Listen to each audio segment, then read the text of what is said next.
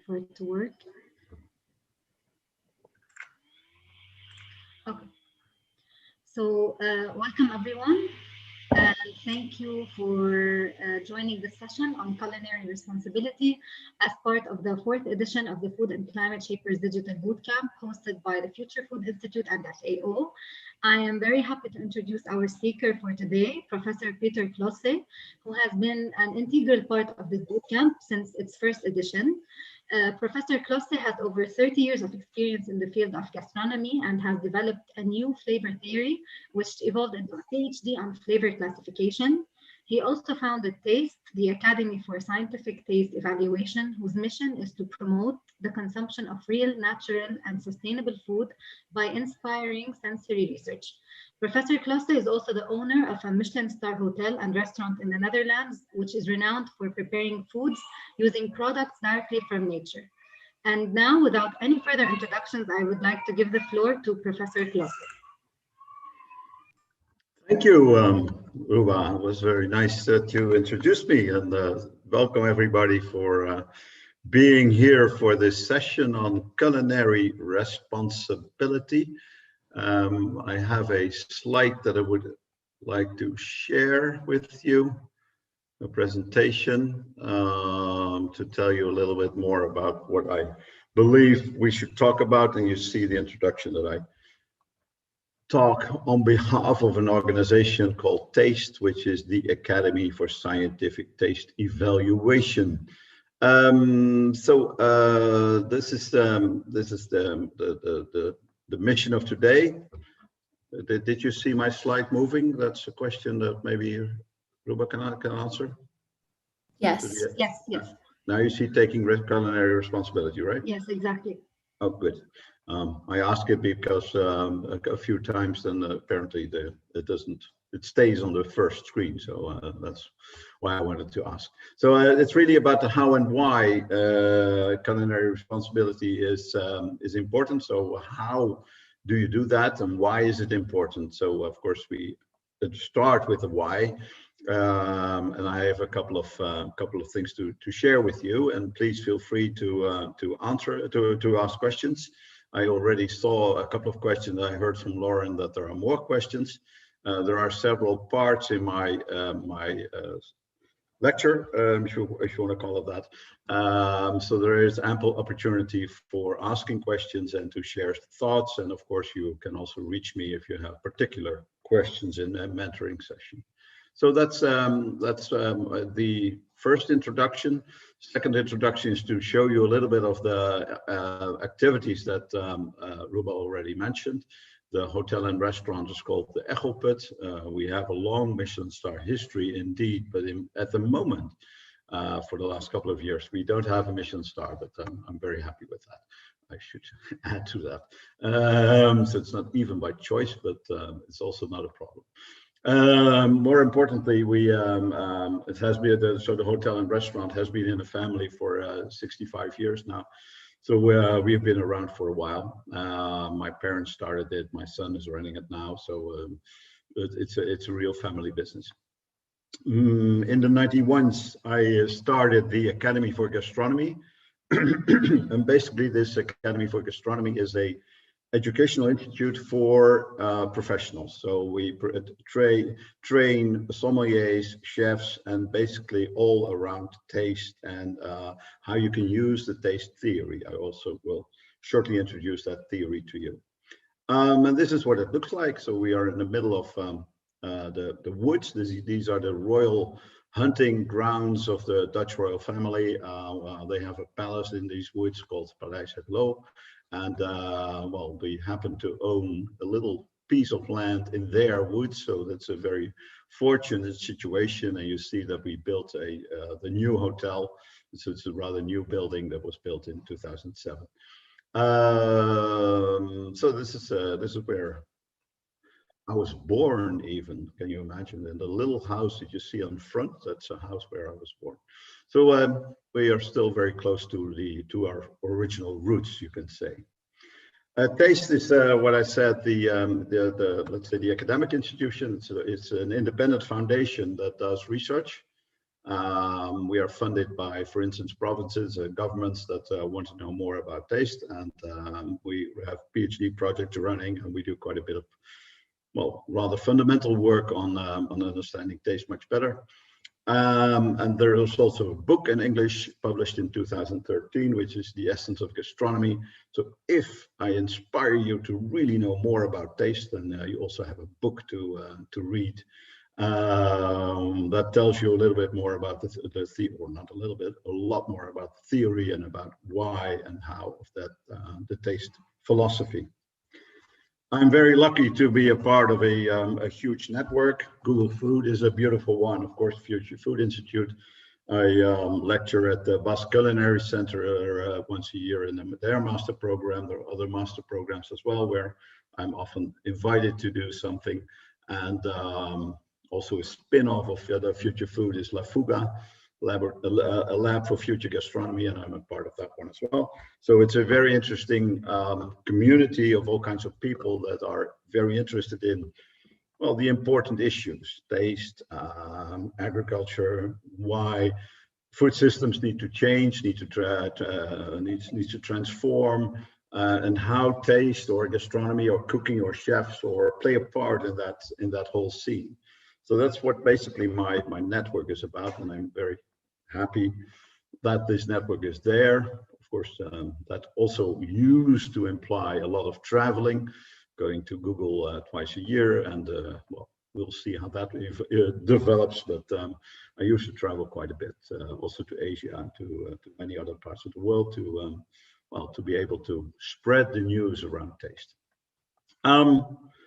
And I do that with this mission. This is the mission where that determines my life, more or less.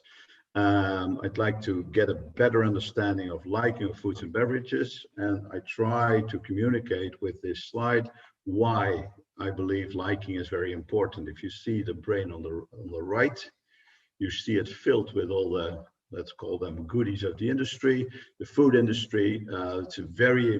It's logical and immediate that you see right, and you know that tasty and liking is there. And that also means that you are aware of the problem, because if we associate, many people in the world do, if we associate tasty and delicious to unhealthy, as soon as you start to talk about the brain on the left, which is the metaphor for healthy, more vegetables, more fruits, less meat, and all that, people associate that with, or disassociate that with tasty. They will say, well, that's too bad. I really feel like having a good meal. And then, well, this transition to be towards more vegetables, vegetarian, and all that is really, let's say, hindered by the negative association, the negative correlation between healthy and tasty. So these are really also, science proves that, negatively correlated. So as soon as you say natural or vegan or vegetables, then for many parts of the world, except for a couple of countries like India, with of course vegetables, and maybe a larger part of Asia as well, where vegetables are much more a predominant part of the traditional food cultures, then there maybe tasty is not as disassociated as in the West. But in the West, that is kind of a problem, that the highly processed, ultra-processed foods are found to be tasty, and that we really need to address that side of the story if we want to have a transition of food systems. We really need to understand how that works. So that's basically my mission in life, to apply the knowledge that we have on taste to food systems transitions, etc. So of course that starts with thinking differently. So I think the start of any innovation, and this is the innovation in food, innovation in food systems, etc. The start is with thinking differently. So we need to really start thinking in a different way on everything that involves food. And I show, of course, the flat Earth on purpose, because it makes you probably realize that there was a time that we really thought the Earth was flat. And there are still people that really think it now. They are a bit crazy, I think, but okay. You are free to your opinions, aren't you? So if you believe the Earth is flat, then you are happy. You're, as far as I'm concerned, welcome to think so. But the reality is, of course, the Earth isn't flat. But it's good to think back on when did we really think, all of us, that the world was flat, the Earth was flat, and what the consequences were. To talk about that, the most important consequence is that if you think the Earth is flat, you don't travel, you don't discover, because you see the end of the world, you fall off, and of course you'll end in hell. So you're lost forever. So it is a very limited way of thinking that keeps you to your place, to whatever you can see around you. And it is interesting to see that as soon as that paradigm of the Earth may not be flat, and the first scientists dare to think differently and dare to say, maybe this concept that we have is not quite true. Of course, they were first considered to be heretics. And then afterwards, there were more and more of those and said, well, maybe they're not heretics after all. And then the let's say the kings and rich people said, well, I'm going to fund a discovery journey. And then the big discovery, so in the end of the 1400s and 1500s, the big discovery started. Funded by people that say, hey, it's interesting to know what's out there, interesting to know what we can find beyond our traditional beliefs.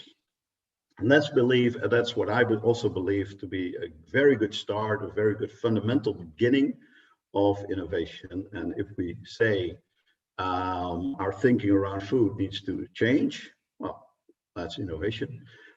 Let's start to think differently. So that's what I like to do to this evening, for me this evening, maybe for you this morning, but that's what I try to do. So there are three parts. The first part is around taste. So what is taste? It may sound to you like, if you don't think about it, as a funny question. Of course, you know what taste is, but well, maybe there is something to challenge. Then, of course, I'd like to talk about taste and the global food system. So what has happened to taste? And then we end with the culinary responsibility part on food choice, food behavior, and how your choices and chef choices and culinary choices are able to change food systems, because I think food systems can and need to be changed. Before I enter into part one, is there somebody who has a question? Is something unclear? Is there something you would like to share at this moment?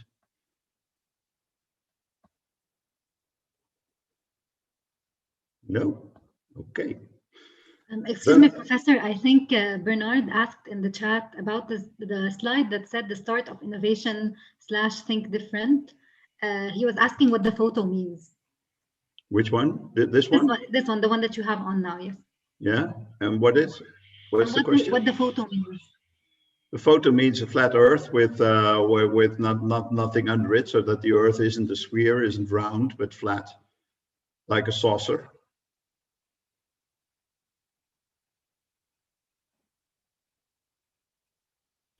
Thanks. Does that explain your question, Bernard? Yeah, it's quite in order. Okay, good. Okay. Another question, maybe? Okay. Well, let's move to taste. Of course, we can go on the question, what is taste, in very many ways, but let's look at this scheme, this illustration. There are products and people, and products can have taste. Or you can also say everything we experience as real products is an interaction between that real product and us as a people. And we have senses to experience the real world. So we can see, we can hear, we can smell, we can do all kinds of things to experience what's out there. And then let's say the world of products is the world of nature, and the natural sciences have led us and give us a lot of insights in understanding products a lot better. And of course, people are also very interesting. And we have social sciences and all kinds of knowledge around people. So sociology, psychology, anthropology, and all these sciences are also very valuable to get a much better understanding of people. So if we talk about sensory experiences, then the question is, the word taste is, where would you place it? Where would you put it in this scheme? And without asking that question to you, because I know what the regular answer is of taste, most people would say taste is placed with people. So if you see, we have to let's say, the opportunity to place the word somewhere, then most people will say, well, taste is subjective, it's a part of culture, it's a part of what I have learned and all that, and it has everything to do with liking. So it is personal, so it has to do with people, and therefore it's subjective. If we start thinking differently, I think it's very interesting to consider the opportunity and the possibility to say taste could be a product quality. So suppose you would put taste there. It would imply that you would go into the natural sciences to understand taste, and it would also imply that you would be on the objective side. You would try to objectify what taste really is. So you would go into the natural sciences in physics, in chemistry, and biochemistry, and all kinds of very valuable sciences. And basically that is also the field of food science. So if taste is on the product side, then people do the other thing. They do tasting.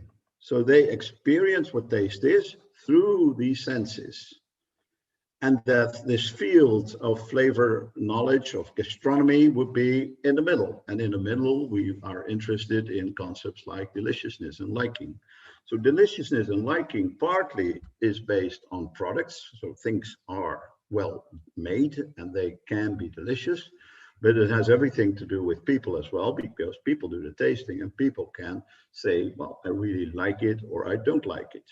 And that's, of course, what all of us know. You may be, you may like coffee or tea, or you may like certain vegetables, and other people are good friends with you say, no, this vegetable is really horrible. That's your personal freedom. You can do that, and it's fine. So there's no law that says what you should find delicious or not. So what I'm saying here is deliciousness and liking is an interaction between products and people. But it's more than that. It's not just an interaction of products and people. It's also an interaction with the environment. So, of course, nature gives opportunities, and nature gives us foods. Nature can give us also challenges, and nature can be horrible. Nature gives us poison. Nature gives us storms and hail and gale, and everything can be destroyed by nature. But also, of course, can be enhanced by nature. And then there's society, and there's culture, and there's economy, and there are all kinds of forces that work within this frame on things that ultimately have to do with gastronomy. So what I'm saying here is try to define taste as a product quality. Try to look for taste let's say in the objective world. I'm not saying that taste is going to be an objective concept. Certainly at the moment it isn't, but I'm working on it. People do the tasting, that will always be subjective. But it's very interesting to match what products have and what people taste. So this is a kind of a holistic approach to what taste is. And if you do it in another frame, if you do it the same thing a bit differently, you say, okay, we have taste and tasting. Taste is products. Taste has to do with product analysis. So it has everything to do with molecules. People do the tasting. If you want to know more about tasting, you start analyzing people, you start analyzing preferences, consumer analysis, etc., etc.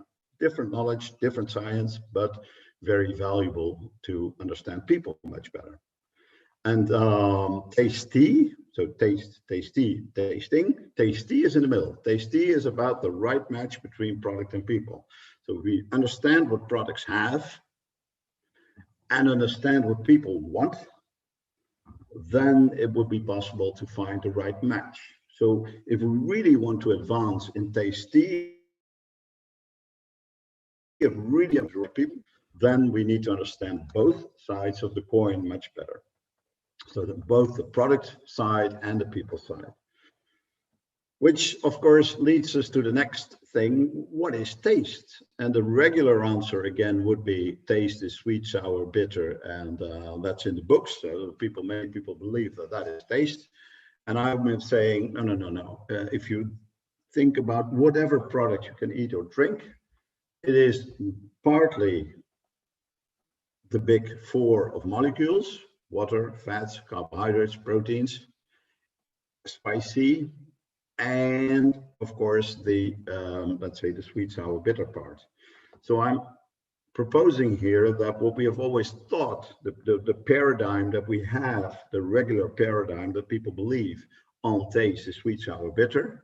And what I'm saying here is, isn't it weird? Isn't it strange? Think about that. How weird is it that what we taste and what we eat and drink, therefore, is based on water, fats, carbohydrates, and proteins. So any food scientist will tell you that whatever composition, if it's wine, beer, butter, nuts, broccoli, I don't care what, is exactly to be defined in the quantities of water, fats, carbohydrates, and proteins.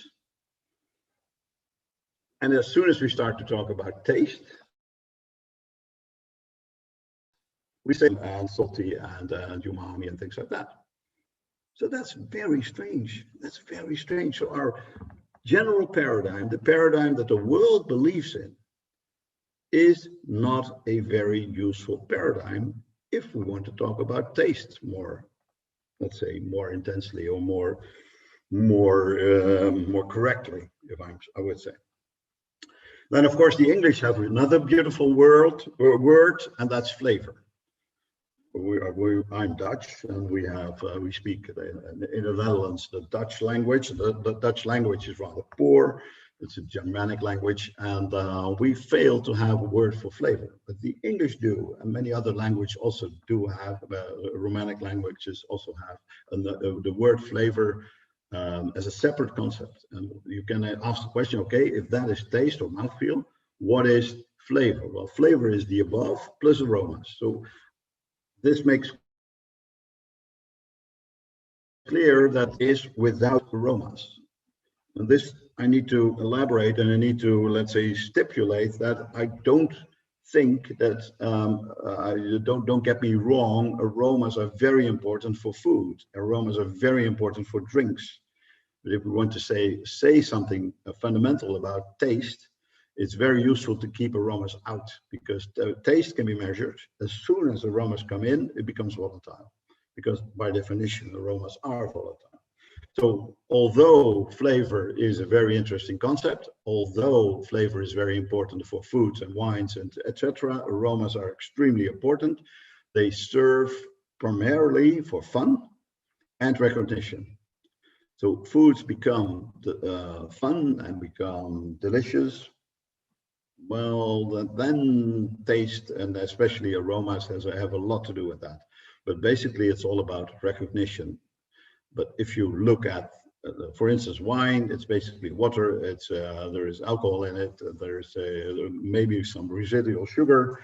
There is acidity in it. And if you take whatever wine and you just focus on that part, so the water and the acidities and the residual sugars, the carbohydrates, then many wines are basically the same. The difference between a Cabernet Sauvignon or Pinot Noir or Chardonnay or a Sauvignon, whatever grape variety, is aromas, and therefore the wine world is very much focused on aromas, even though the taste part is very important. Last couple of days, I was very much involved in a beer sensory experience research project, and they're the biggest people on beer in the Netherlands, and you may know that Holland and beer has something. Is rather big, and the main, let's say, these opinion leaders of beer that we have together on 2 days in the Hopet, they basically acknowledge, and we never were focused on mouthfeel, but then they learned how important mouthfeel is. So mouthfeel is a very interesting concept. To illustrate that, for instance, this is kung pao chicken. That's a very, let's say, a staple dish of the Chinese cuisine. You can take any other dish and then ask the question, okay, how would you describe the taste of this? If you are only equipped with sweet, sour, bitter, you don't get far, because how would you describe all the variety in textures? How would you describe the specific tastes of the vegetables and of the nuts and of the chicken? So it's very hard with sweet, sour, bitter to describe a dish like this.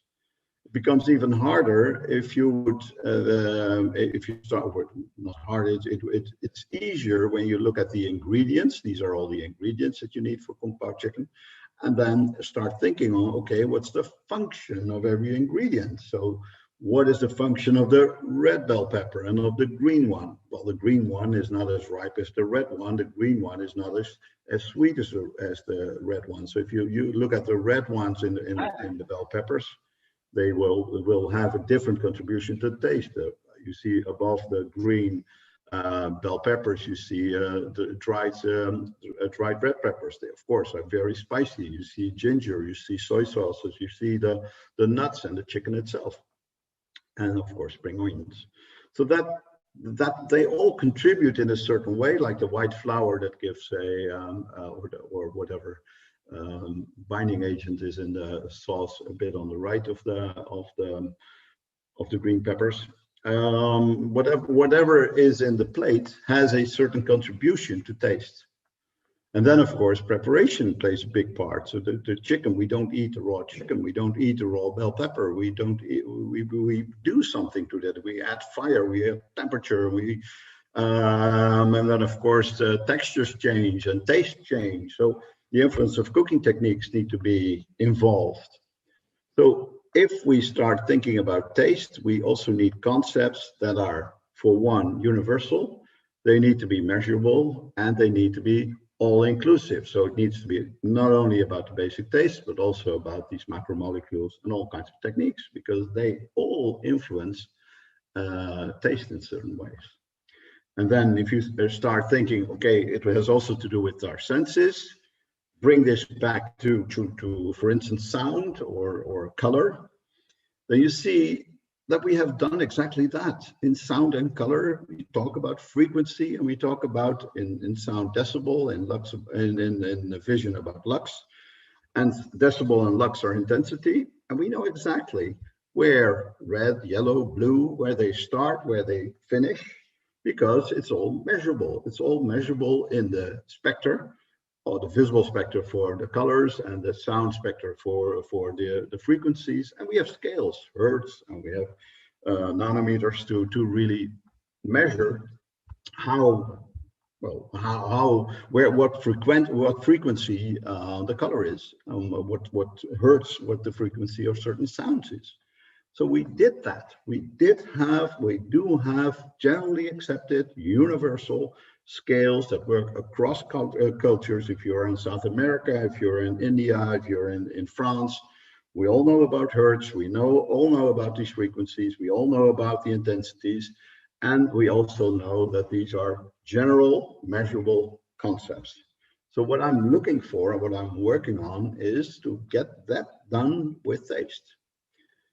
And then the important step that we took was to take mouthfeel as our central concept. So let's say the frequency of taste, I would say we would call that mouthfeel.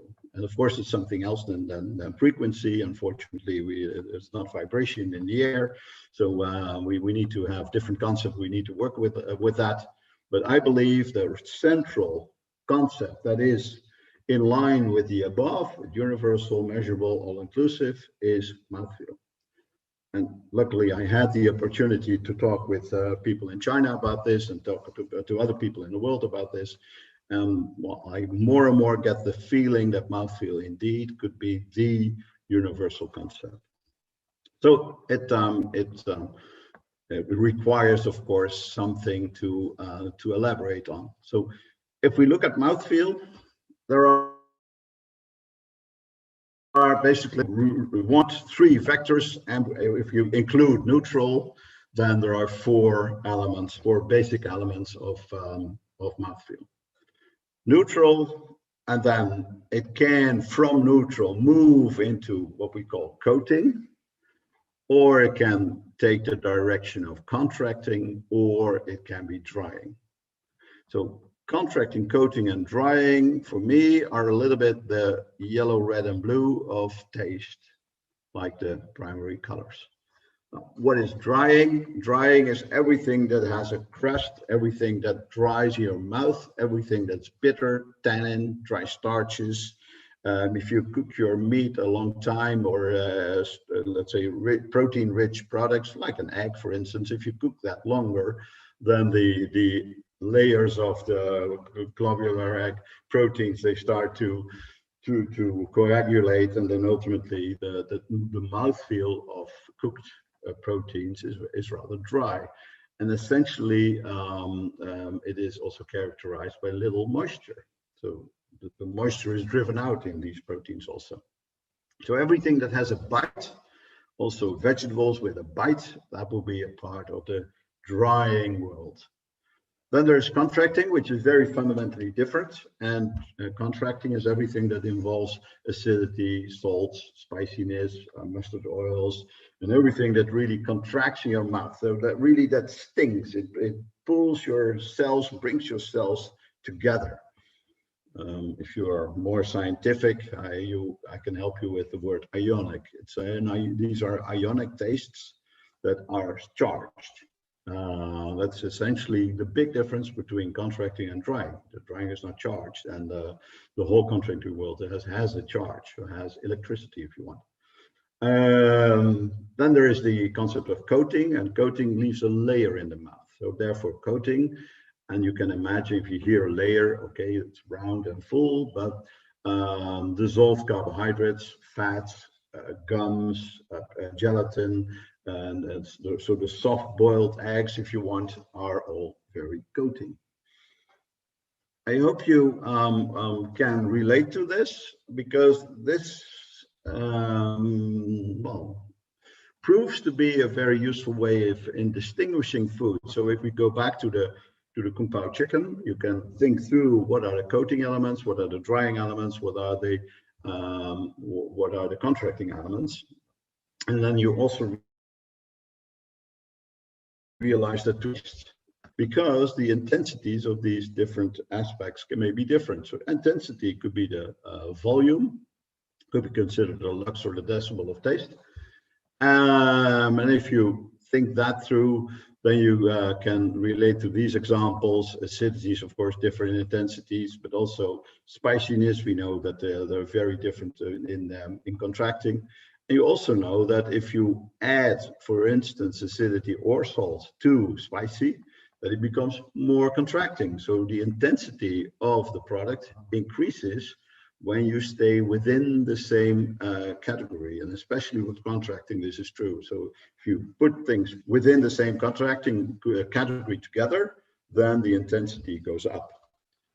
The other effect is what we call masking. So if you are in between the categories, then you get a very different effect that is called masking, which is rather comparable to if you add yellow to red, then you get orange. If you add yellow to blue, you get green. If you add blue to red, you get purple. And the interesting thing is, these are generic, universal effects. It happens all over the world. If you are in China, red and yellow is still orange. Maybe the word is very different, but orange is the same. So the concept of the activity is the same, but the words are different. But that's very interesting. So when I introduce these, let's say the requirements to you, that these words need to be universal, value-free, and measurable and scaled, then what we lack for a while is the scales. But we are rather far in understanding how drying, contracting, and coating work together and create new tastes, because that's ultimately, of course, what happens. If you're back to the Kung Pao chicken, how it ultimately tastes, what the dish ultimately is the result of many choices. And these choices involve the ingredients themselves. So the blue pepper, the red peppers are not all the same. The cashew nuts are not all the same. The soy sauces are not all the same. Preparation plays a big part. So you cook it longer or shorter. If you poach the chicken, or if you fry the chicken, or if you grill the chicken, will have different tastes. And so there are many choices to be made, which include the purchasing. What do you buy? Where does your product come from? Which includes the preparation and your skill, and of course includes the balance of all these products. So it can be either more if the red peppers are very predominant, and the ginger will be much more contracting. If the rich sugary part is more predominant, it will be more coating. And if the nuts and if the textures of the vegetables are very predominant and still very crispy, and you have a good bite, then it will be more drying. So please understand that you cannot say a dish or a ingredient has a certain mouthfeel. Mouthfeel is a result of everything that you did. And that is I think, an important start of understanding taste. Ultimately, you can classify taste. I won't elaborate on that, but this was my PhD work, where I showed how you can use contrasting coating and drying, how you can use this model to classify taste, and you get flavor styles, and these are based on differences in intensity and in mouthfeel. So basically, we are back to a model with two big deciding elements, like frequency and decibel, but in taste, I would say they are called mouthfeel and, again, intensity. So this is the way we think about taste. This is the way we work with taste. This is the way the 35 years of my life where I've dedicated to taste, and this is the result of all that, of thinking through, of researching, of working with that, and ultimately coming up with this model. So this is the end of part one. And of course, you're free to ask whatever questions you may have.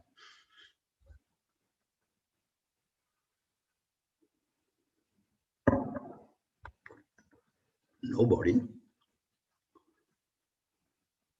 I actually had a question.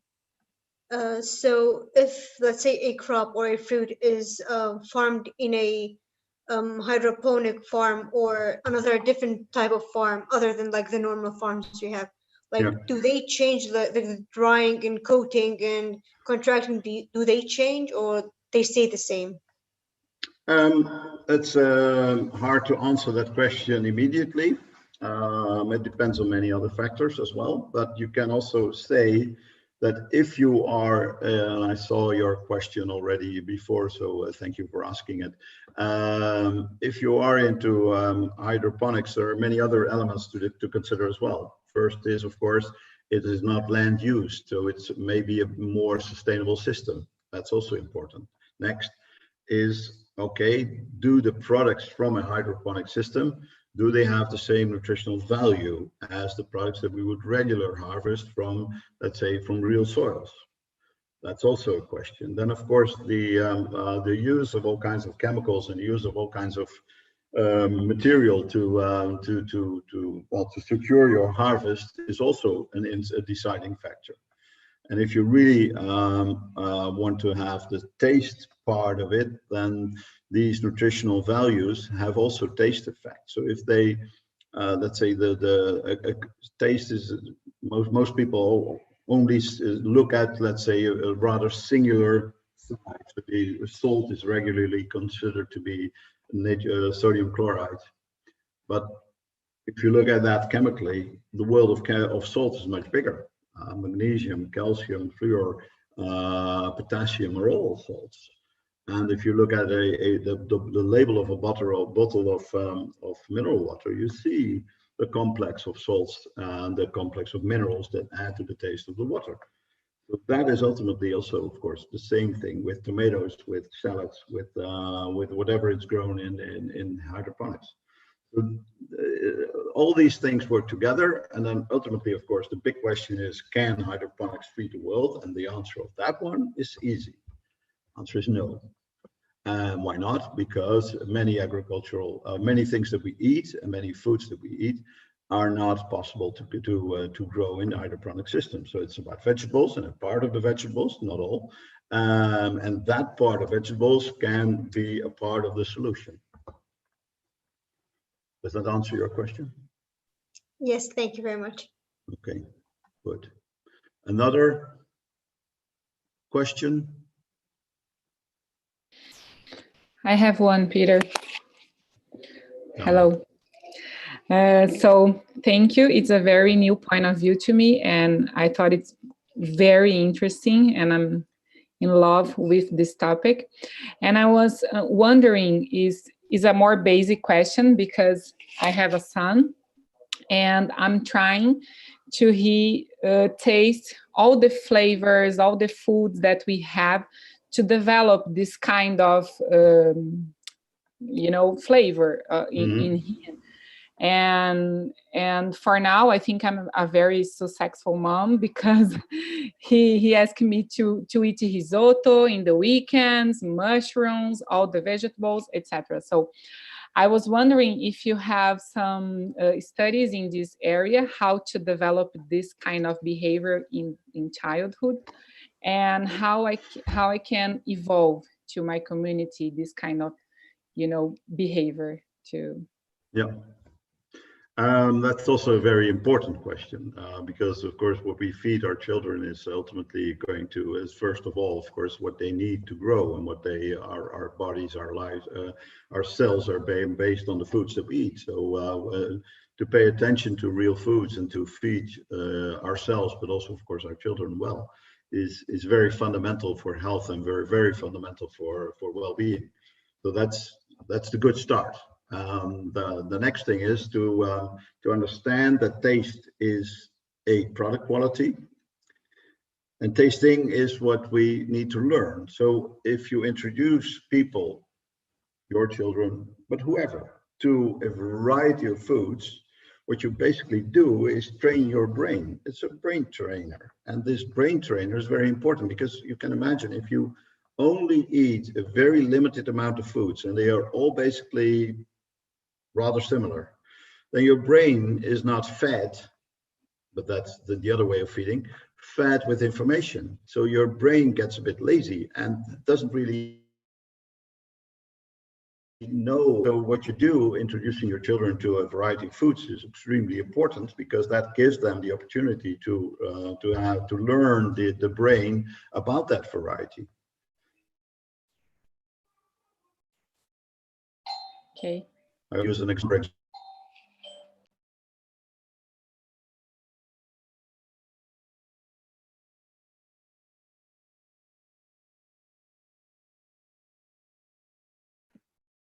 Hello, sorry, I don't know if you can hear me. It went out like the noise. I have a question. You were comparing this taste with like what we listen, or the colors that we see, that we have it like very in order. And I'm wondering, for instance, I feel we all have like different reaction to, say, spicy food, depending on what you have eaten before, or even for us Latins, like with acidic food.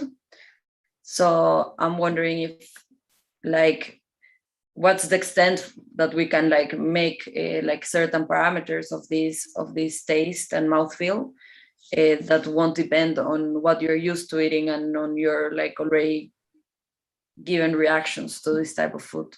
Yeah, the Zoom kicked me out for a while, so I re-entered the meeting. So I missed a part of it, but I hope where I was explaining the brain, and teaching your brain and learning, if making your brain richer in be able to recognize foods, and that's I believe a very important part. And I don't know, Laura, if that answers your question as well, but. Yes, no, I was saying that I'm wondering, like, to what extent we can do like the same thing that we do with sound and with colors with mouthfeel, because I feel like, especially with spicy and acidic food, as I was saying, there are a lot of like preconceptions. So I don't know if it takes like training, or how you've thought about like dealing with this. Well, that's exactly what young parents and young people, but also if you haven't learned it earlier, then what you need to do later in life is exactly that. It's just take color for example. Child toys have all these primary colors to enable mothers to tell their children, this is red, and this is green, and this is yellow, and then your child responds and says, "Oh wow, they're red," and then your applause, "Oh wow, you learned something," right? It would be, of course, great to do that. Same thing with food. Now we do that just with sweet and sour, and of course, I'm not very much against that. But it is this limited view. So if we would be able to help our children with fundamental information on mouthfeel and on, I immediately go further on cooking and on preparation, on selection, and going into the shop and having all kinds of different bits and bytes, and help people to discover the beauty of taste and the variety of taste, and then also accept that people may not like certain things, but sometimes you learn your first chocolate, your first beer, your first, well, bitter tasting whatever is not much liked, but these are acquired tastes. You need to learn to like them. Spicy is a part of that as well. So there are many tastes that you need to discover, and this discovery is a beautiful journey. I'm a bit older now, but I still enjoy that journey. I enjoy my foods every day and keep on learning. Right? That's what life is: experiencing new things. So if you do that more, then you have well. You keep your brain energetic, maybe. Another question? I was actually, sorry, I was actually wondering why do the preferences for taste or flavor differ so much globally? Like, for example, spicy food. Like in Austria, where I'm from, I don't think we like spicy foods compared to somewhere in Southeast Asia. Yeah. Why is that? Well, the easy answer to that, of course, it's a very difficult question, so there is no easy answer, but there is one easy part of the answer. And the easy part of the answer is mother. So when you carry a child, then of course you do the eating, and if your food is spicy, your child in the womb is associated, is let's say introduced to spicy foods. Not really, of course, the child doesn't get the food, but it does. Well, in the placenta gets, so let's say whatever mother eats is of course in some way influencing the how do we call that, the liquid that the baby is in. So there's rather strong evidence that whatever mothers eat, not only from a nutritional quality, because that part is of course very important, but then also from a taste point of view, the variety that mother eats, your child is born with that variety. So poor mother that feeds her child only hamburgers and French fries, then you get a hamburger and French fries child, which can learn. So I'm not saying you're lost forever, but I'm saying you're born with, let's say, a rather limited perspective. Right? Okay. I hope my screen can still be shared now. You see part 2 now? So shall we move on to part 2? Is that all right? Yes, go ahead. But very important for part 2 is understanding, okay, we have grown into a certain situation these days. Of course, we are global citizens and we eat the global foods, and we of course we have to we buy what's on sale, and we need to, I think it's important to understand how food choices have developed and how choices in agriculture and in the bigger food system have developed. Again, I take the short road to pick out the most important parts of the story. Of course, first it starts with agriculture, and in agriculture it's very important to realize that we made certain decisions, and these decisions are very much influenced by the Second World War, the global Second World War, where food and food problems were predominant. So we had hunger, we had all kinds of big problems in the food system. So we came out of the Second World War with an idea. This was basically no more hunger. And no more hunger developed into all kinds of activities in the late 40s and 50s to start thinking through with universities on varieties, on crops, on how to fertilize, on how to increase the global food system to get food security for everybody. So that was basically a rather good start. But intensification of production, choice of varieties, and all kinds of growing methods have, of course, been gotten to be more and more important in that whole system. The other part of the story is that we started to think that we can make taste. So taste has moved a little bit from nature, from land, to the industry. So we started to also make it cheaper and make it more, let's say, controllable, and we started to not really talk about foods anymore, but taste became an assembly plant. It maybe it's like Lego. So you have little blocks and you build it together, and then we call it soup, or we call it something else again. So many things have become a part of the industrial knowledge. Again, I'm not saying this is bad. There are very good things about that, and understanding what your food is of course a very good thing. But well, we didn't realize exactly what we did. And a very, let's say, it's something that's very manifest in this way of thinking is that we also believe that we can grow tasteless varieties without much nutritional value, because we think that we can add that later. So your orange or your milk or your whatever does not need to have the vitamin C or the calcium or whatever. No, you can add that because we understand what calcium is, so we can put the molecule in the product later.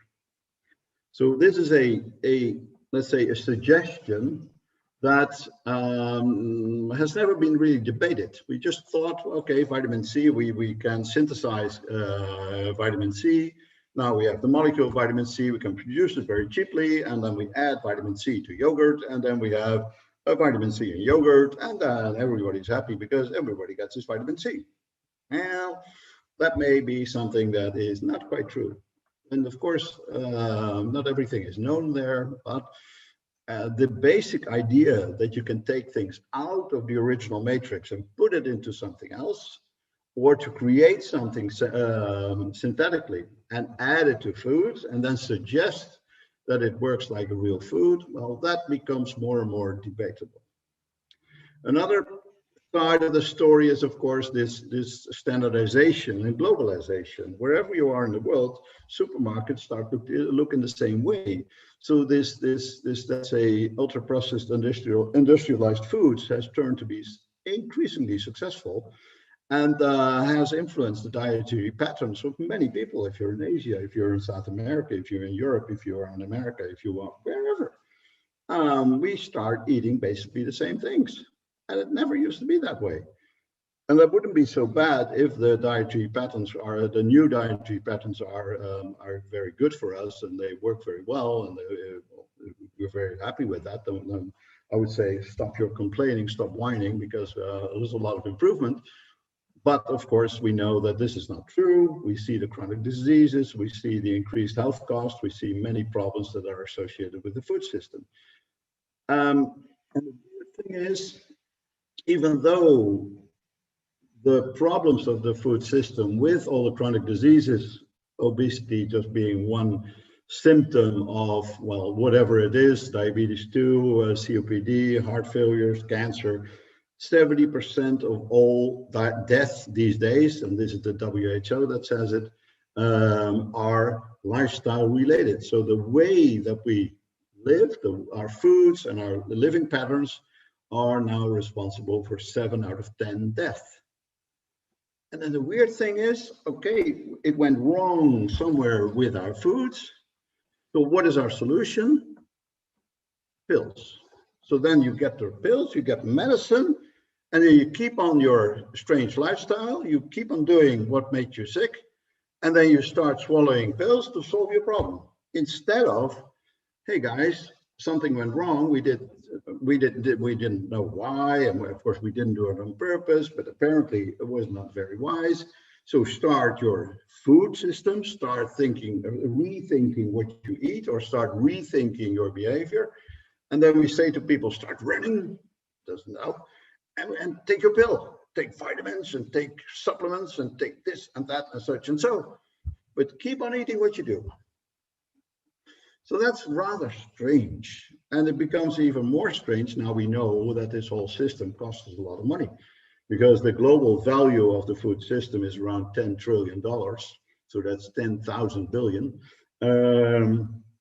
And this 10,000 billion, now, if you look, starting to calculate the cost in the Food and Land Use Coalition did that, you see health cost is global, amounting to 6.6 trillion. You see the environmental cost, 3.1. You see the economic damages, 2.1. So if you calculate all the costs, which are not calculated in the food system, then we come to a net loss every year of around 2. And I've seen reports that they say, no, it's not 2, it's 3, maybe it's 4 trillion a year.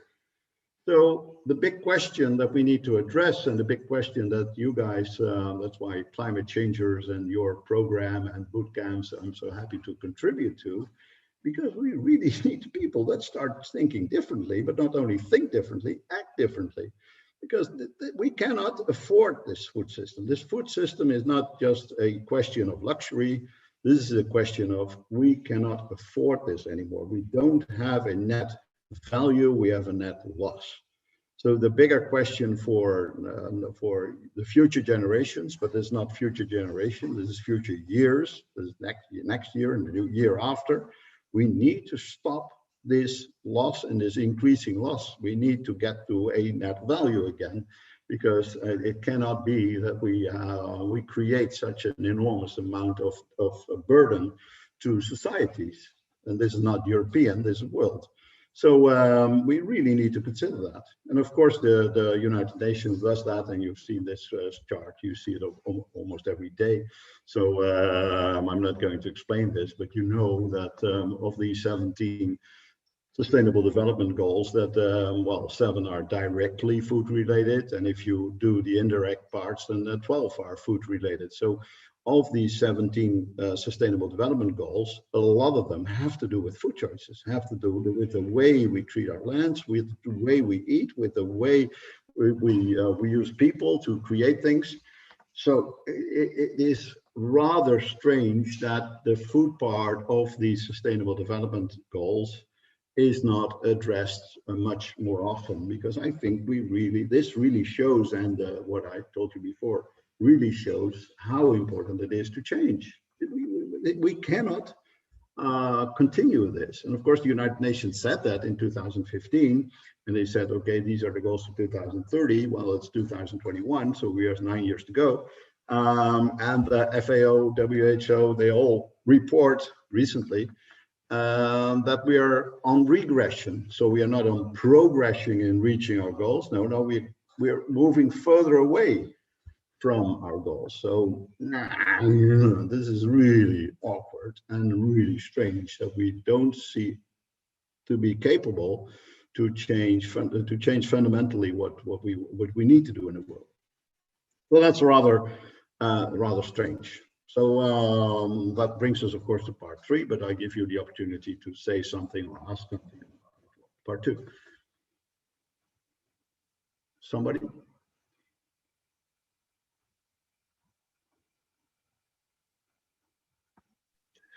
Yeah, I have something to say. Tell me. Sorry about that. I mean, it's just a comment, really, that it's kind of interesting, intriguing, kind of, it doesn't make sense really, but we cannot seem, we sort of know what the problem is, but we cannot seem to make an informed choice in the sense that, I mean, when we go to shop, it comes down to our daily behavior. When we go to shop, I go to shop in the morning, or over the weekend or whatever. I still run back to my default choices of what is familiar to me. Yeah. And obviously, I do not see, in that sense, I do not see the ripple effects of what I'm doing or how I'm shopping. No. So that now, if I'm doing it in Nairobi and someone else is doing it in Tanzania and someone else is doing it in Netherlands or what have you, at the end of the day, we cannot. There doesn't seem to be a time that we will, change fundamentally who we are and how we shop or the things that we eat, and that is really what I feel is if we cannot change our kind of, for lack of a better word, the foods that we eat and the way we taste or something of that nature, then we will be having this conversation 75 years from now about the need to eat better or eat for the planet or eat for the animal or eat. And so that, for me, I find that really intriguing, because even that we are here right now, we are talking about how we can make better choices for the planet. But how many of us really go back and make conscious decisions to eat better or to make better choices? Yeah, so that I find that really intriguing. Yeah, and that makes two of us. So I'm completely with you on this. You got from, or Julia from the organization sent you also a paper that I wrote on this. And that is also partly about that question: why doesn't the logical thing happen? So there are obstructions in the food system, so we need to look at why doesn't the logical happen. So what are the obstructions? And one of the obstructions is that the power of people don't want to change. That's what you partly address in your answer. But also there are big powerful forces that have an interest in keeping the things as they are. So we also need to acknowledge that there is a power financially and people that have an interest in keeping things as they are, because it's very, very valuable to them to keep it as because they earn a lot of money with that. And then of course there is a scientific problem that our information is very limited on the good choices. So there is a lot of information that is funded by let's say industry interests, and I don't want to elaborate too much on that, but one of the biggest challenges that we have in science is to get funding for real, to go back to real science, to go back to unpolluted information. There's a lot of polluted information by scientific reports that are published everywhere in peer-reviewed magazines, and they basically are funded and thus paid by industry.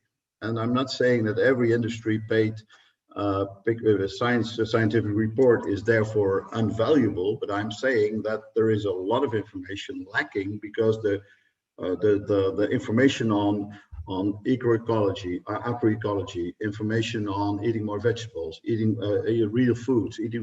Who is going to fund that?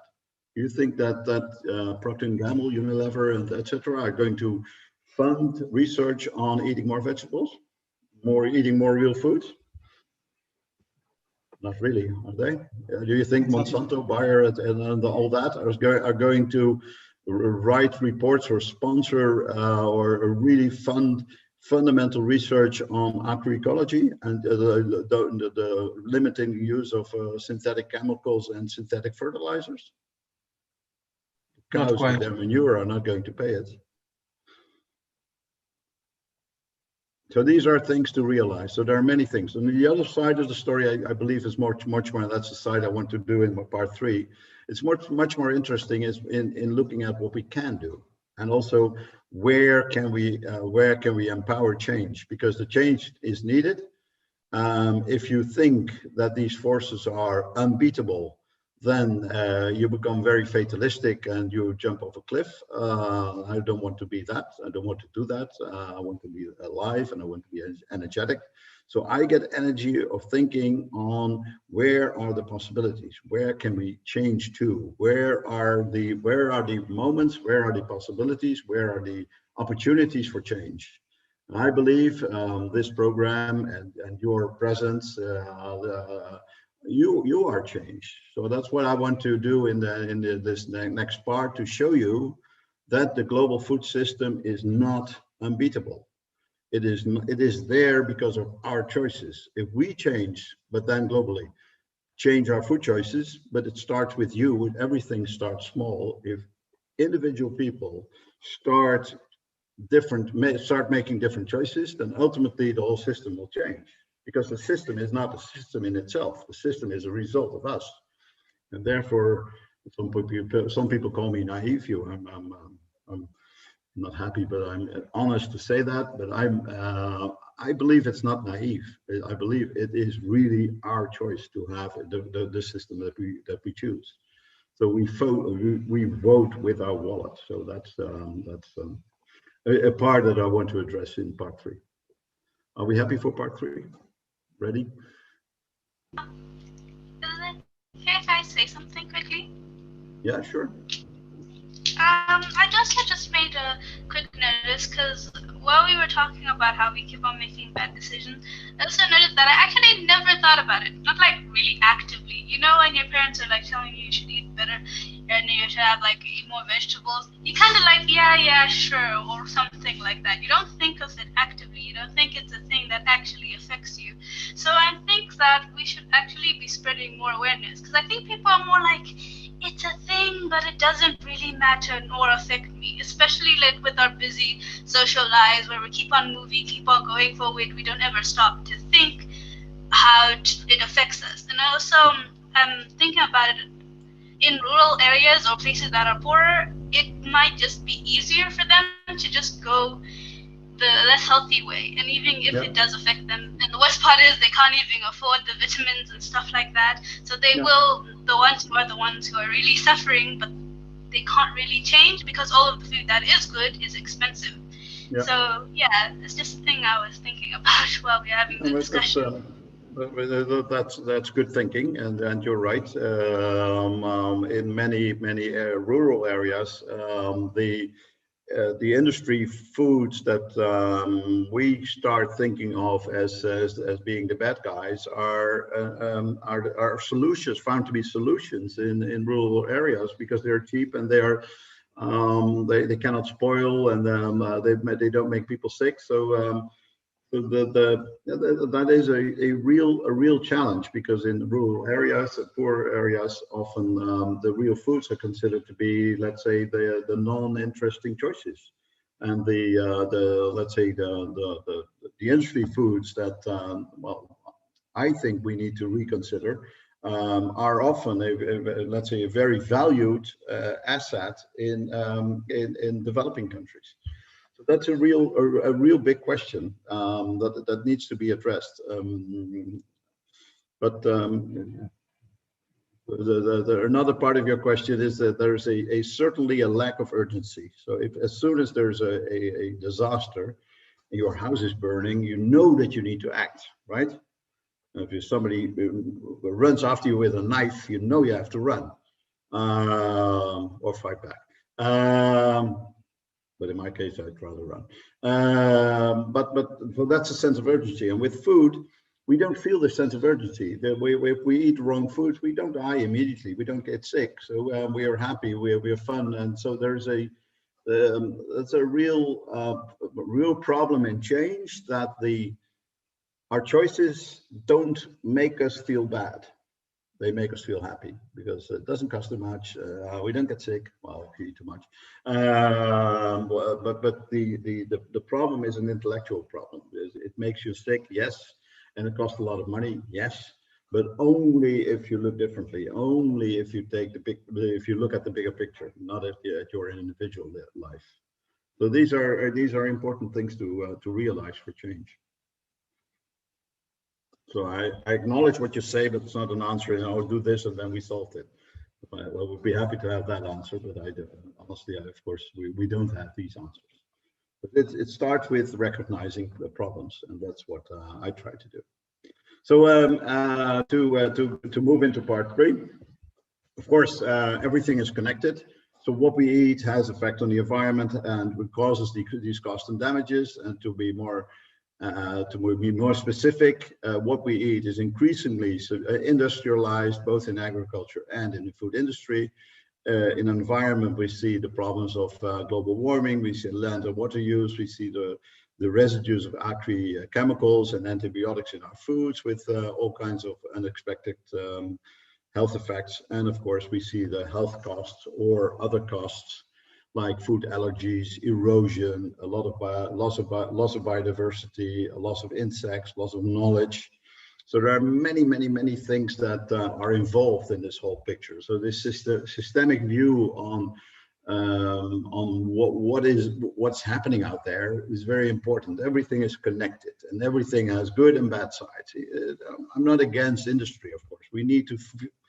We are moving into a world where we need to share the planet with maybe 9 billion people. Of course, we need to take care of enough foods to feed 9 billion people.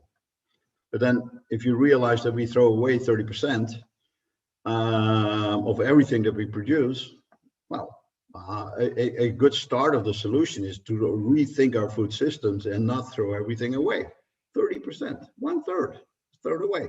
So if we start rethinking on food systems, we need to address everything in perspective and to see everything together. So that's the first part. And then we get this, and the other question was a little bit about this. So our food choices, we people, with all our differences in age and gender and religion and spending power, we people of it, we all make food choices. So the middle part of this infinity loop, the yellow middle part is us and our food choices. What I'm trying to illustrate here is that we have basically moved from being with our food choices driven by nature to a system where more or less our food choices are driven by money. I think it's important to realize how important that change is. So if you are driven by money, you see ecosystem, you see seasons, you see harvest, you see food security, you see preservation and preservational techniques to be able to eat foods out of season. So the driven by nature system was let's say functional until about, let's say about 50, 60 years ago. And in many regions of the world, it's still driven by driven by nature. But that driven by nature has advantages, but also big disadvantages. And then we move to driven by money, and there you see that we start transport things out of our traditional regions. So you get foods that are not from here, but from other regions. You get the role of the industry. You get, very importantly, marketing and all kinds of ways to manipulate our food choices. And of course, retail plays a big role because it gets centralized more and more in bigger shops. It's not markets. It's not the farmer that sells you the stuff, but it is a supermarket, and of course these supermarkets also have their interests. So that's all driven by money. Again, it's not about bad or good. It is about, there is quite a difference in a system that's driven by nature and a system that's driven by money. To go a bit deeper, these are, let's say, pictures of an ecosystem. Driven by nature really means relying on ecosystems. And of ecosystems, it's important to understand that ecosystems are always interdependent. They are self-supporting. They don't create waste, and everything is about harmony.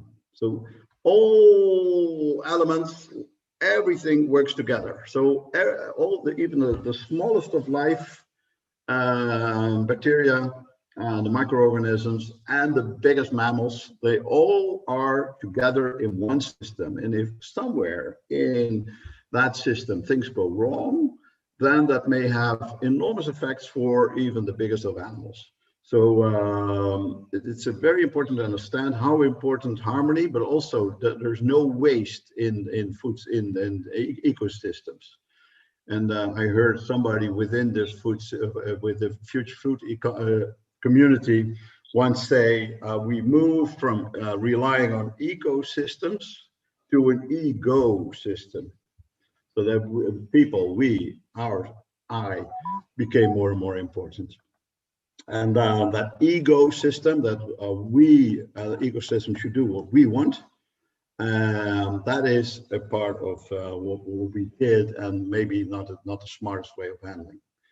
It's also important to realize that foods from nature are basically the origin of our cultures. That is where cultures come from. The foods that are grown in your environment, the foods that are that you eat, that basically made you, but also made the environment, also created all kinds of techniques, also created people that wanted to be in your region to enjoy these foods. But again, of course, these are regional and seasonal, and it also means that nature doesn't do always what it is told. So if the harvest is failing, then you also may have hunger. But it's important to realize that whatever we have from recipes is based from foods from nature and very successful preparations of foods that are within season. That's where our food ideas come from. So the whole, we may talk about driven by money now, but everything we eat is still very much based on recipes that come from natural systems.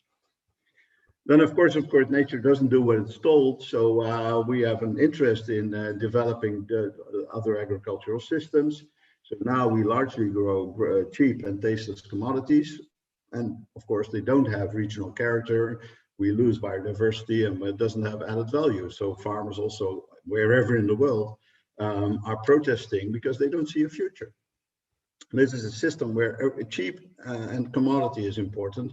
The farmer isn't, the land isn't, the crop isn't. It is about money.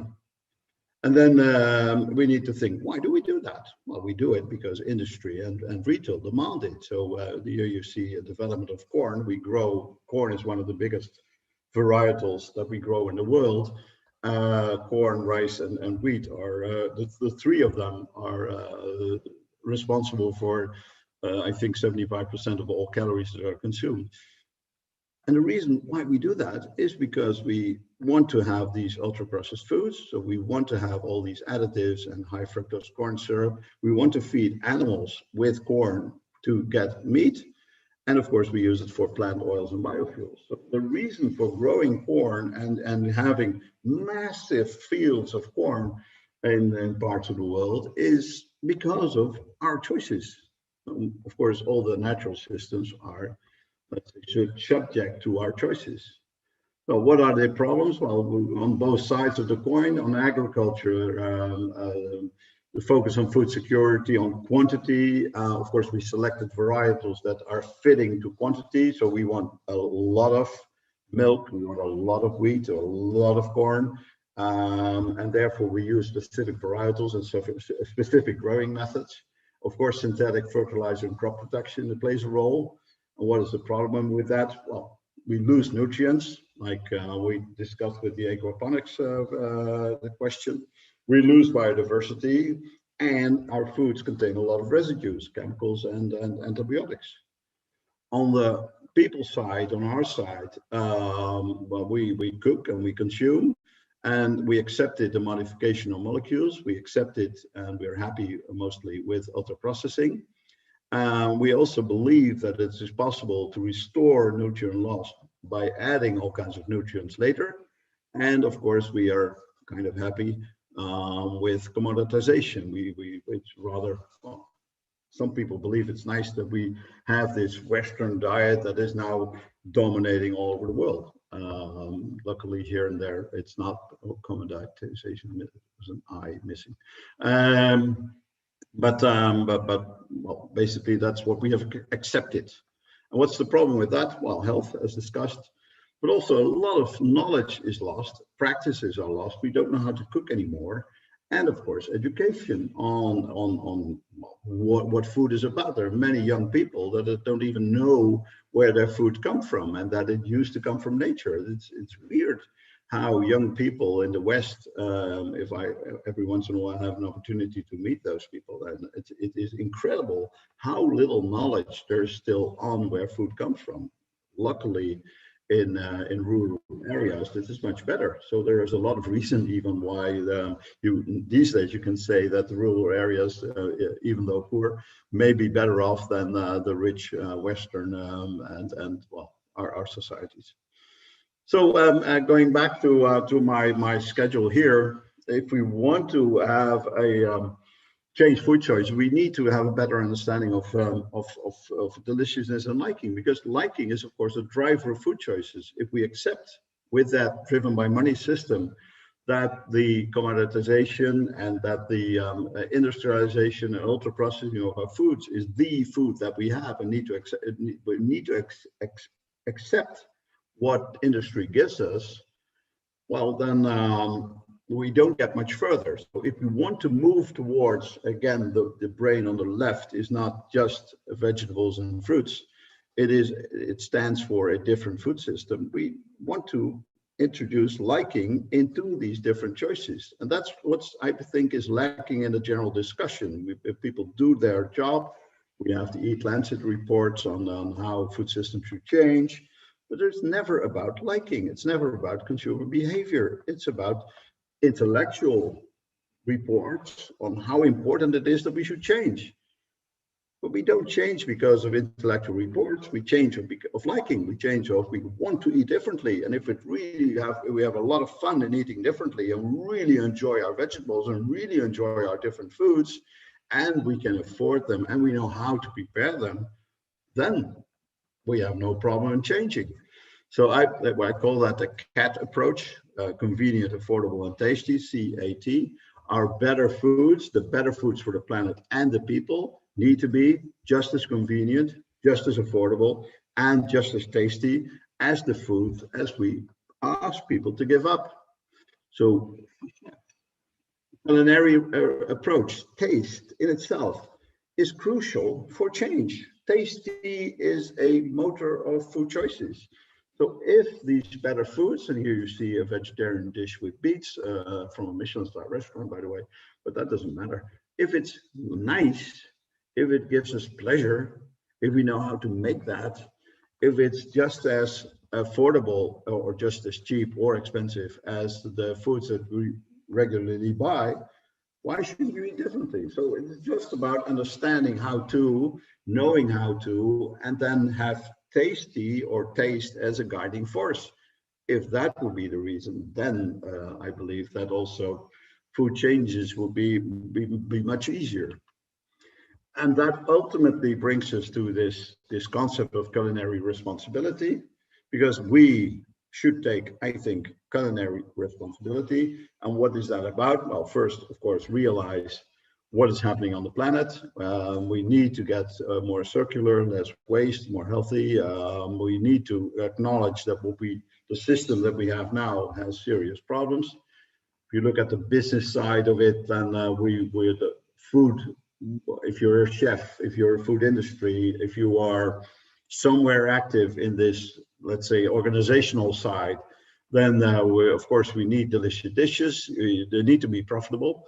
And it would be nice, and I like that question of the children and the food, and how do we get the community involved? Well, that's inspiration. I believe good chefs and good practices inspire other people. And if you inspire other people, of course, that helps in making this change.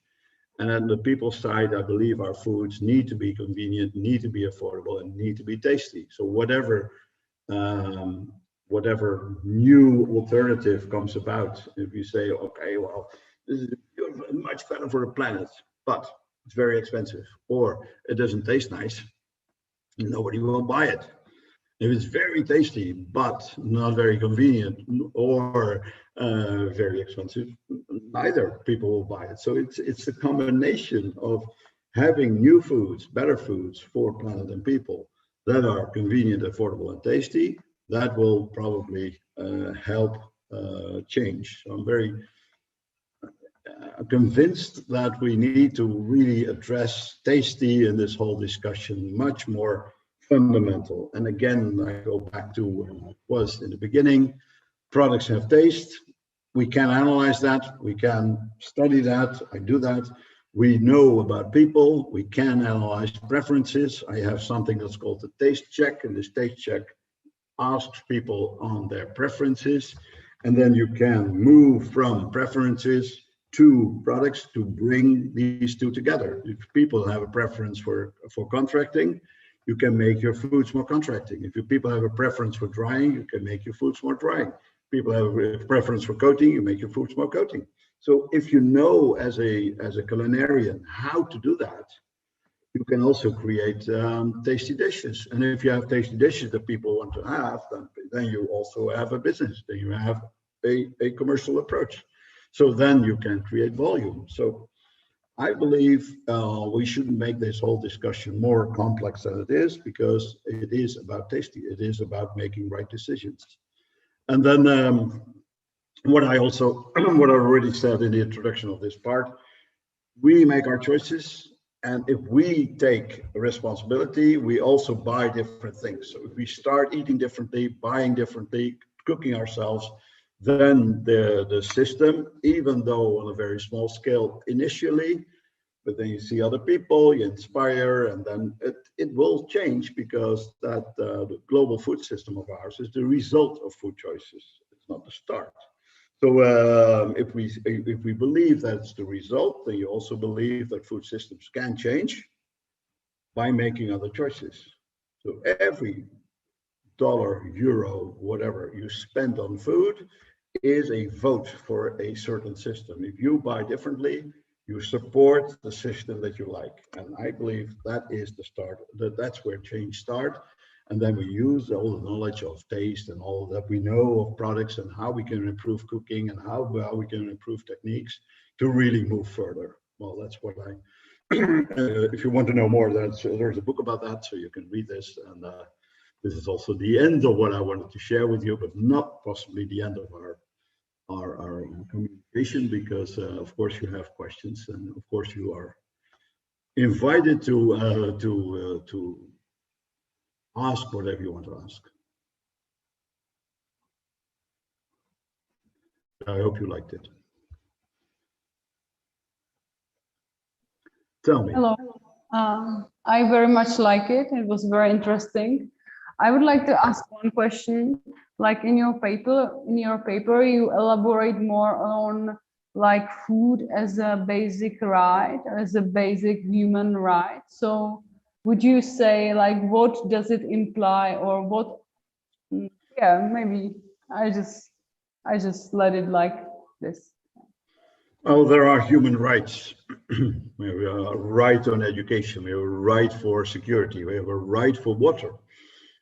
These are human rights. And if you look at the definition of human rights, you can easily, I think, move towards why isn't food, and I'm not saying caviar, or I'm not saying lobster, I'm not saying a very, let's say, prestigious food, but basic food, basic nutrition. Why isn't basic nutrition not a human right? Now, the basic nutrition that keeps us alive, that we need for ourselves, for our bodies, for our human or biological system, why isn't that a human right? Why isn't the basic nutrient quantity that we need to survive? That should not be a part of a money system. Now it's a part of a money system. Now it's a part that people make money on keeping us alive. And I'm very critical on that. And I think, of course, it's very, let's say, well, not very capitalistic to say that, and it's maybe not a very Western point of view. But in getting older, I realize that capitalism has certain defaults, and we need to acknowledge the defaults and start solving problems. And the world community could be helped by acknowledging that nutrition is nutrition. Not maybe that's a better word even than food. Nutrition should be a human right. And human rights are defended. Human rights are There's money for human rights. There are armies to protect freedom. There are people, countries. There's an enormous amount of money to protect people from things, as if they are human rights. So maybe by changing our perspective that nutrition should be a human right, then we also could create a different perspective on spending money on things.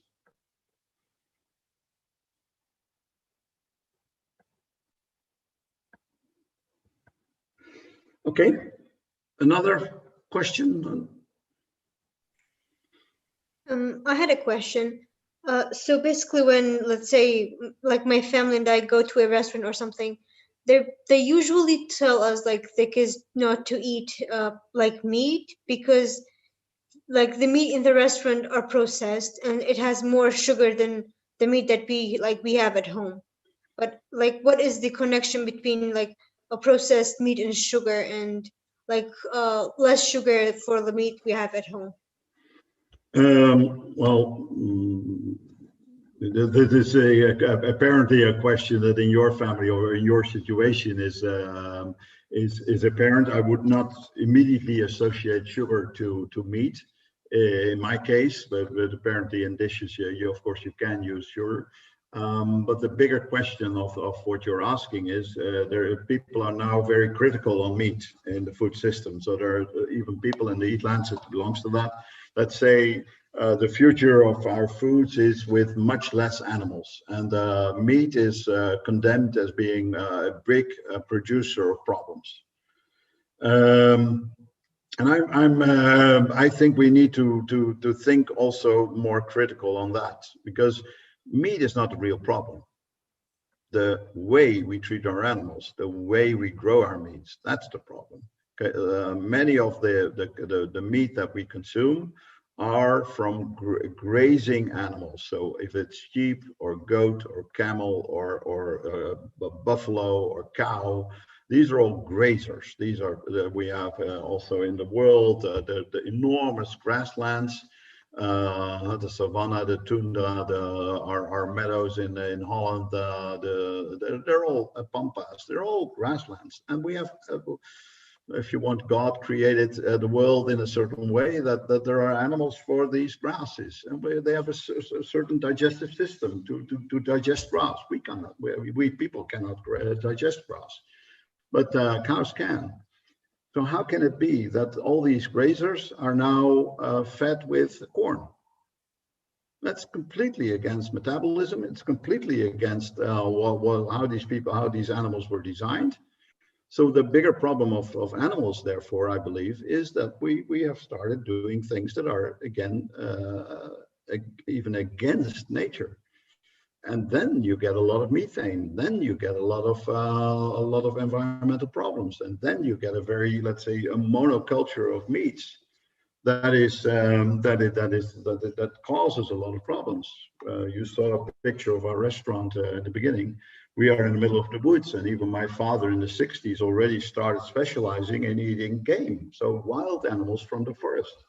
Well, anybody who would challenge me and say, well, I shouldn't eat meat, and I'll immediately answer, well, maybe you should not eat the meat that you're eating, but eat wild animals, eat animals that are grown in nature, eat animals that are from balanced systems. So if you want to have dairy in your menu, well, there are animals. So if you want to have goat cheese, or if you like goat cheese, well, fine. Then you must accept that you have goats that give milk, and you must accept that there are male goats that don't give milk. So if half of all animals are male, well, not really, because we have tuned our systems in that way also. But let's say half, if all these male animals are born, but then not eaten or not treated well, and they give a lot of problems, then our whole system is disturbed. If these male animals are regular, they are grazed and they ultimately are slaughtered, then it is a part of a balanced system. So it's about restoring balance in regard to meat. And if we want to have animal products, even down in your pillow, or if you leather, or whatever, there's so many, gelatin, if you want to have collagen on your skin to make yourself beautiful, You need an animal. Sorry about that. So there's so much that we need animals for. But what we've done is creating unbalanced natural systems where animals are now too important, and then the manure cannot be handled by the land. But normally, the manure of the animals is the fertilizer.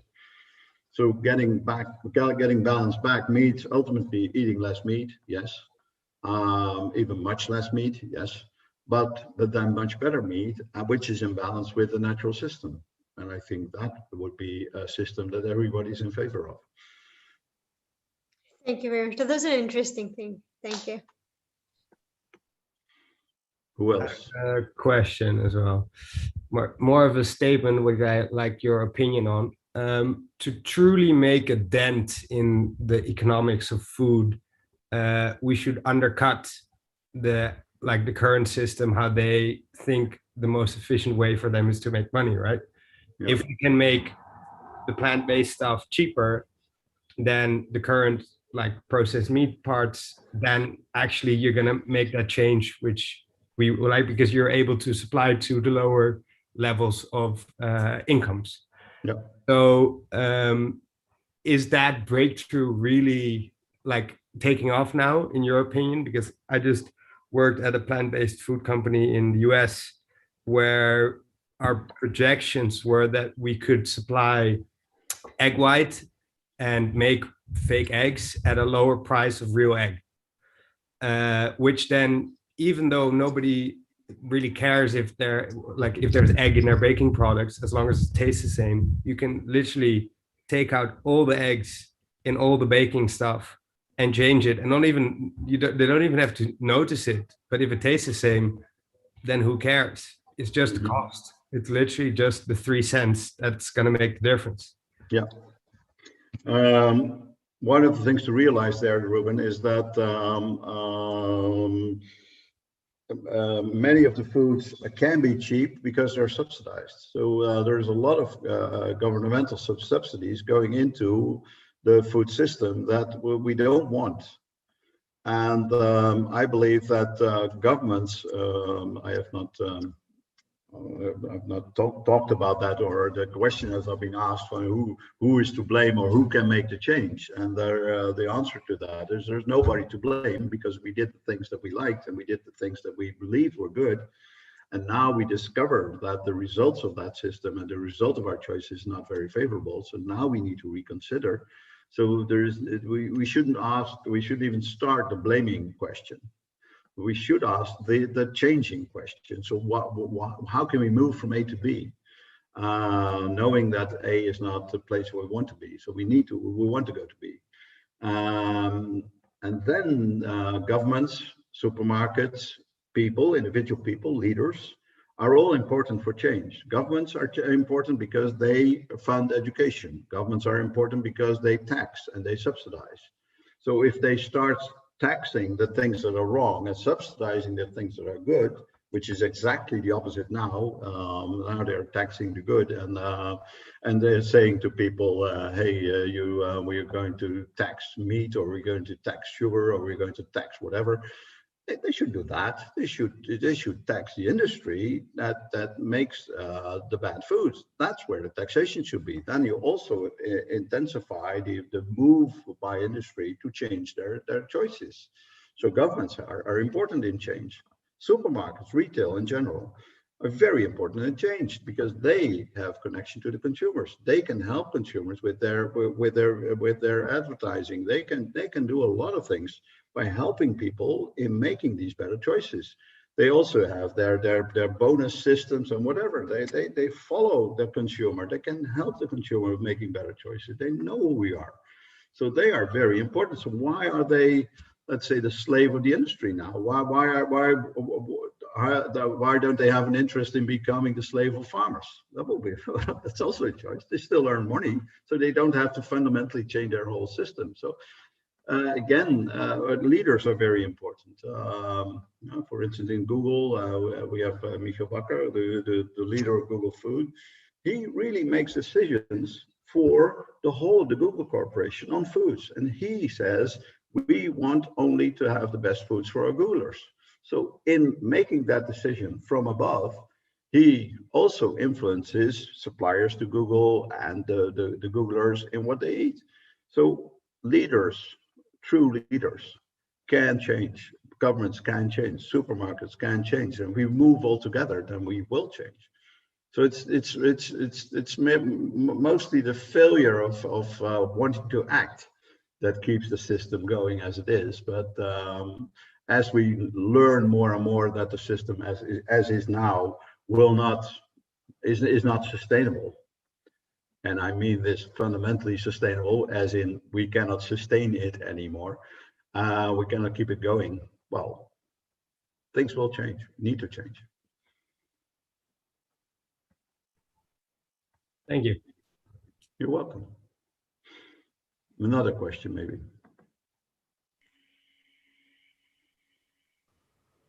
Hi, Professor Peter. Sorry, I have my camera. My name is Luciano. I have a question. The food system is required to have the minimum for food safety, right? We need to make sure the people is safe with food. Sometimes we talk about natural food or local farmers. Probably the safety is not the best priority for many reasons. How do you address that challenge between minimum food system to keep safety and the local growers and don't put the people at risk? Yeah. Did I miss the question, or did you ask a question that I didn't understand? Yeah. How do you make a balance between local manufacturer, local farmers, in order, especially in Latin America, we have very local farmers. They do natural food, but probably they don't follow the basic rule of food safety. So you try to go to natural, but basically it's not really safe. So I don't know how you can address that challenge. Yeah. Well, the first question that I'm interested in is, of course, who says it isn't safe? Or what's that? Where does that information come from? What is not safe? Does it make you sick? Did you get ill?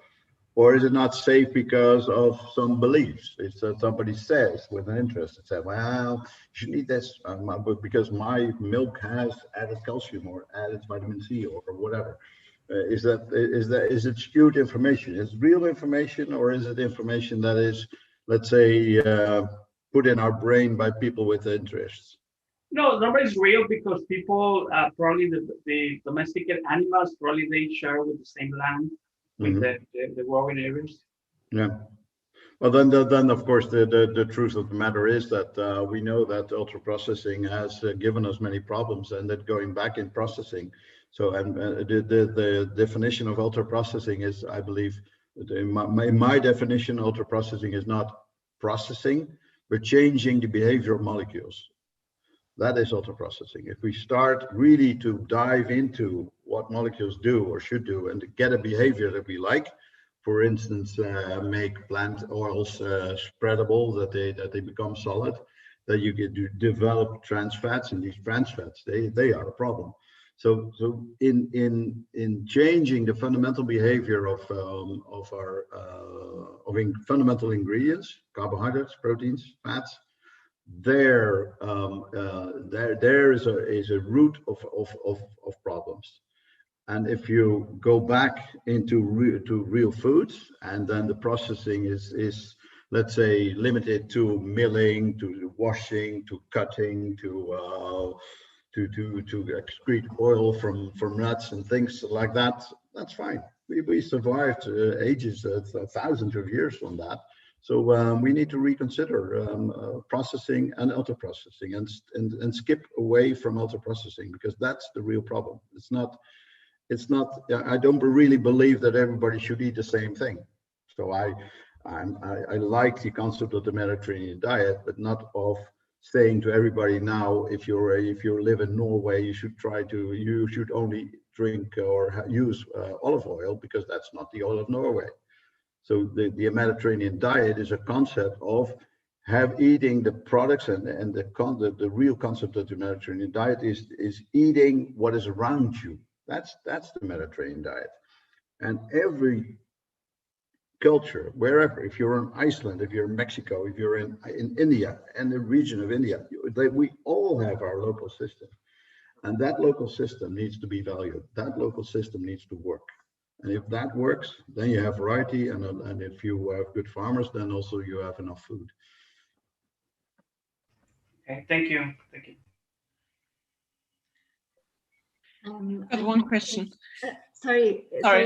Yes, let me just wrap up because we're 15 minutes above time. But I would ask everyone who has more questions to stay behind, and we can continue the discussion when we end the live streaming. And also, if anyone has more questions for Professor Kloster, please feel free to let us know, and we can email them to him.